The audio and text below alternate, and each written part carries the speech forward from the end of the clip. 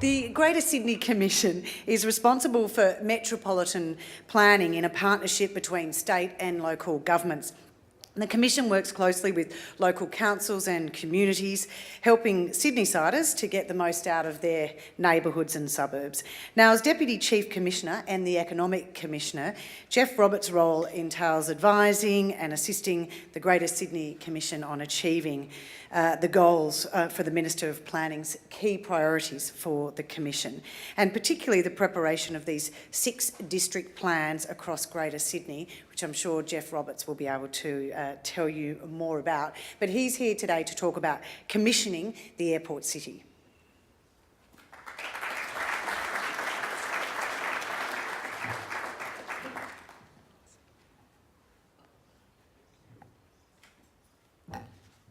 Thank you, everybody. Thank you, everybody, for staying. I know you stayed to listen to me. It had nothing to do with the fact that a federal minister follows me. I know that I was the main act after afternoon tea, so thank you for doing that. Look, my job is really to put in context the planning work that the Commission is doing at the present time to try and enable. Our job isn't to create the aerotropolis or to create the third city. Our job is to enable that, and it's a particularly critical time for us at the moment because, as I'm sure all of you in the room know, last week Lucy Turnbull, our Chief Commissioner, launched the Greater Sydney Region Plan and actually the 5 district plans of Metropolitan Sydney, and I'll explain what those 5 plans are in a minute. So those plans are all out for exhibition until mid-December, and we would welcome every person in the room's feedback on that. Just as by way of an interesting tidbit to begin with, in the first 6 days of the exhibition of the plans, 160,000 Sydneysiders connected with us on social media. 160,000. We had a community group meeting last Thursday night with 30 people in the room, and those people were telling us we weren't engaging with Sydneysiders during that meeting. At that time, we had 4,000 people connect with us on social media. So there's a real change afoot about how we communicate in this city. Our plans are pretty simple. Our plans are pretty simple. There are 3 core organising principles in our plan. The first is the concept of Sydney as a metropolis of 3 cities, and I'll come back to what we think that means in a minute, because you can't think about our third city and the airport and the aerotropolis as an independent ecosystem. It needs to be considered as part of metropolitan Sydney. So that's our first central organising principle. The second is the concept of connecting more Sydneysiders to a 30-minute city in each of the 3 cases. At the moment, we have a quite poor outcome from a connectivity and a congestion perspective. Everybody knows that in Sydney. In fact, a common trait of successful cities the world over is that they are congested. We were talking the other day that probably the first significant metropolitan plan done for the City of Sydney was done in 1909. It was actually done by the great-grandfather of Lucy, and in that 1909 plan, the major issue was congestion. So congestion is kind of a byproduct of cities, but our second tenet is really to connect more Sydneysiders to a 30-minute work and live environment.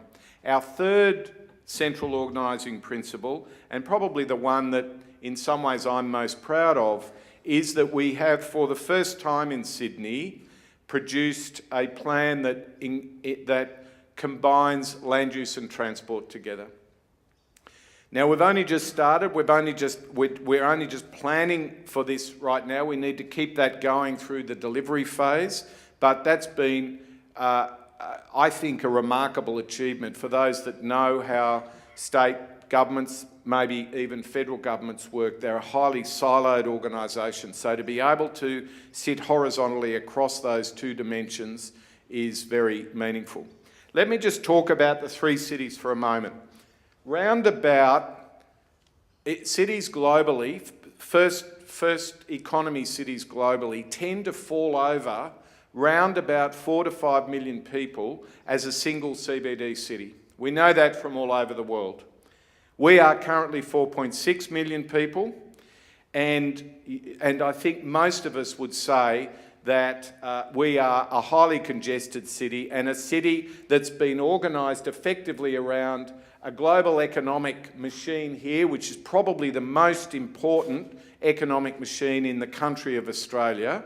But what we've done progressively is tried to connect more and more people to that single global economic machine. The problem with Sydney is our global economic machine is on one edge of the city. So that 4 to 5 million person criteria actually is more acute in a city where your major economic machine is on one end. Now, for the last 40 years or so, we've been talking about Parramatta as Sydney's second CBD. That goes way back to 1968, maybe even before that. Rob Freestone's in the room, he'll probably correct me on that later. We have had policies in place for Parramatta to be Sydney's second CBD, but it's really only been in the last maybe 5 to 10 years. I think we had an opportunity after the Olympics that for various reasons we squandered, but certainly in the last 5 to 10 years, you're starting to see Sydney's second CBD, its second city emerge. It really was the announcement by the federal government to create a Western Sydney airport that really gave the Commission the confidence to start conceiving Sydney as a three-city metropolis. Now, what we're trying to do is to think of a metropolis over a 40-year period. Sydney is not good at long-term planning. We tend to produce more plans than implement plans, and the point of the Commission is to really try and conceive a 20-year plan but a 40-year vision for Sydney, and that's what we're doing at the present time. So if you think about it, our first city, which is anchored economically by the global economic arc, we want to protect and grow. This isn't a strategy that's stealing jobs from the first city, putting it in the second or third city. We want everybody to benefit out of what we're on about here. So we have an existing global economic arc, really from Macquarie Park, some would say Norwest, down to the airport. We need to protect and grow that economic arc. In the second city, we call that our developing city. It's a city that we can see developing right now, and we think by 2036 it will also have a global economic corridor from Westmead, our largest hospital precinct in the Southern Hemisphere, to Sydney Olympic Park.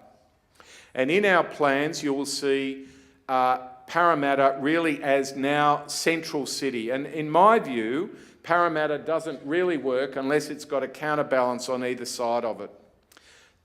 Both these cities are CBD-based cities. They have a centre. Our conception of the third city is quite different. We see the third city as a city region. We need to respect and build on the history, the 150-odd year history of our three, what we've now determined as metropolitan city centres, being Penrith, Liverpool and Campbelltown, Macarthur. And then we imagine or not just imagining, we're planning for what we affectionately call the Badgerys Creek Aerotropolis to emerge as the fourth centre, the fourth metropolitan centre in this city region.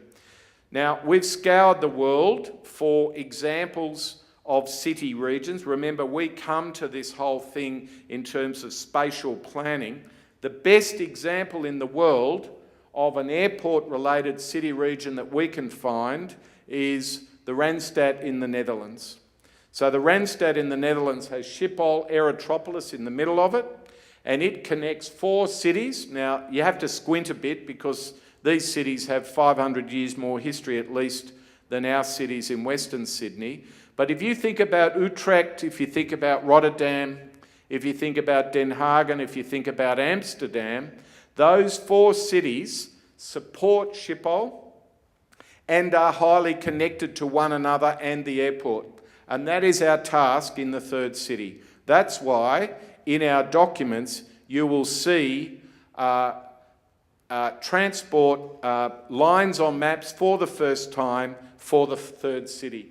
The third city also logically runs north-south. All the water systems run north-south. The second city water systems run east-west, and the first city water systems are chaotic. They are represented by a flooded river valley.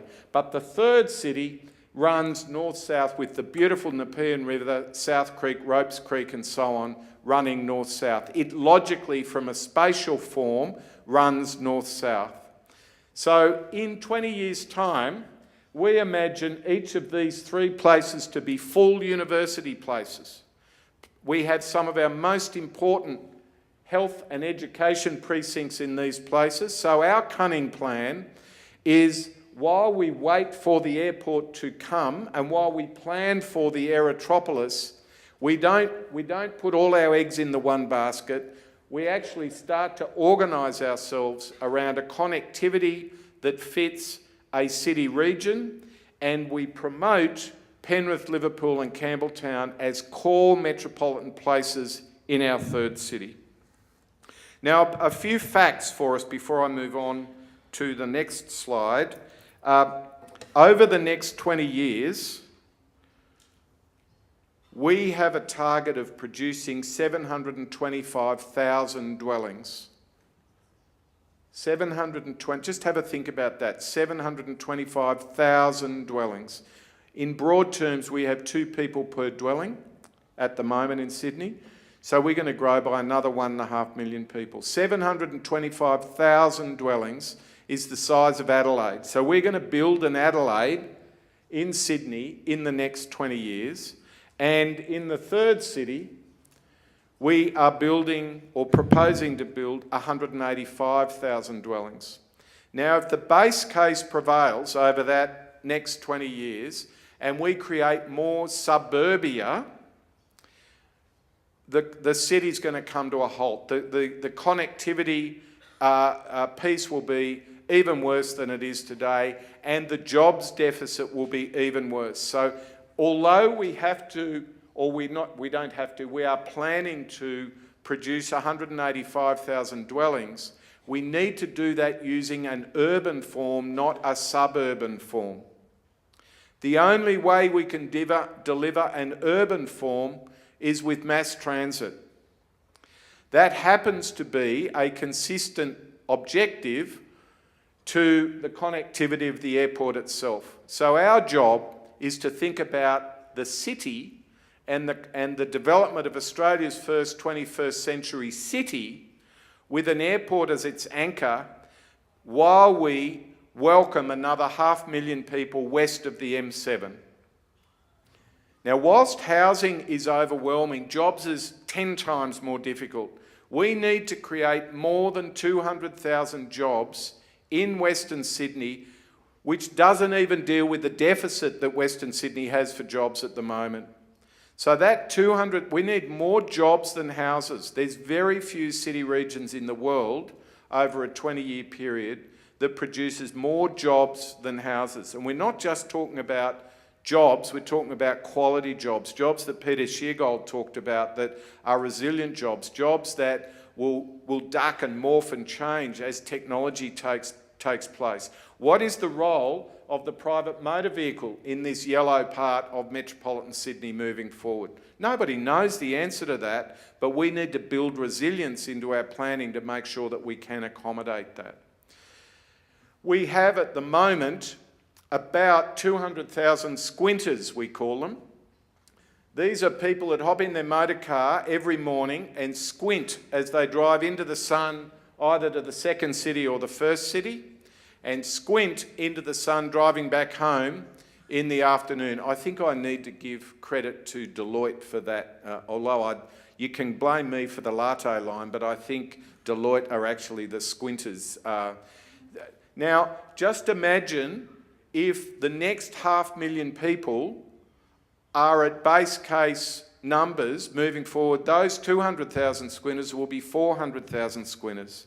So there's a productivity logic to the three cities. We need much higher levels of job containment within each of the three cities. Over metropolitan Sydney, there are only 40% of people that live and work within 30 minutes. 40%. Guess what? 60 to 70% of people in the first city live and work in a 30-minute catchment, about 30% in the second city, and less than 10% in the third city. Now, that's just simply not good enough. From an equity perspective, if we don't arrest that change, then we're subjecting future generations to institutionalised disadvantage. So there's a good social reason for doing what we're doing and a good productive reason for doing what we're doing, and frankly, a good environmental reason as well.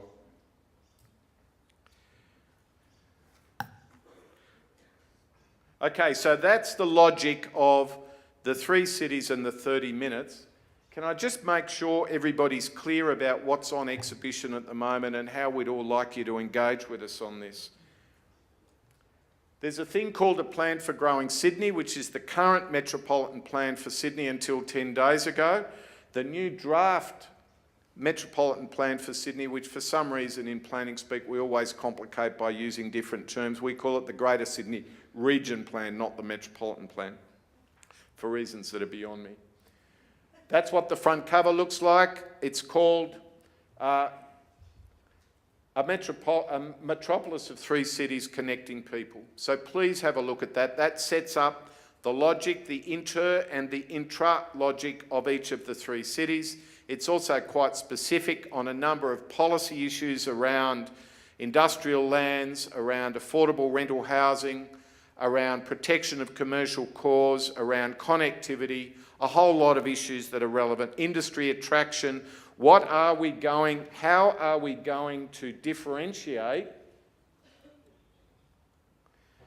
the economics of each of these three cities? If they all aspire to be the same, we'll end up with a zero net gain. We've really got to focus on differentiated economics and global economic reason for being. So this is the document that you should be looking at a metropolitan level.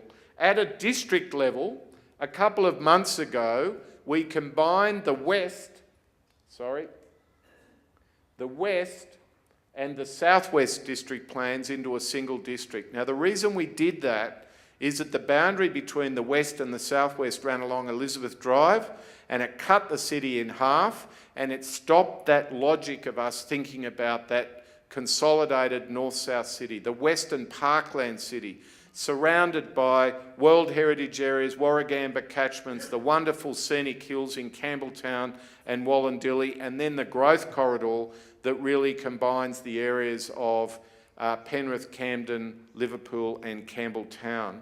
So we now have 5 district plans on exhibition, and the draft Western City district plan's front cover looks remarkably like that.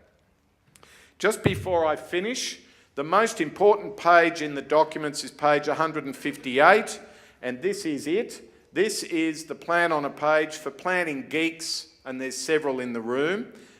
This is sort of about as good as it gets in terms of thinking about the spatial nature of cities over time and the link between transport and land use. You can see here the definition of the aerotropolis, which is to the south and east of the airport, outside the ANEF corridors, but close enough to have industry that relates to on-airport activities, at the conjunction of north-south and potential Leppington link railway lines. So you can see here we have a potential railway line from Rouse Hill down to Macarthur, a potential railway line from Parramatta to the Aerotropolis, and the potential railway line from the Aerotropolis through Leppington to Glenfield to the T2. So really what we're talking about here is a T1, T2 connection strategy for rail, and I won't speak any more about that because the Minister might have something more to say about that in a minute.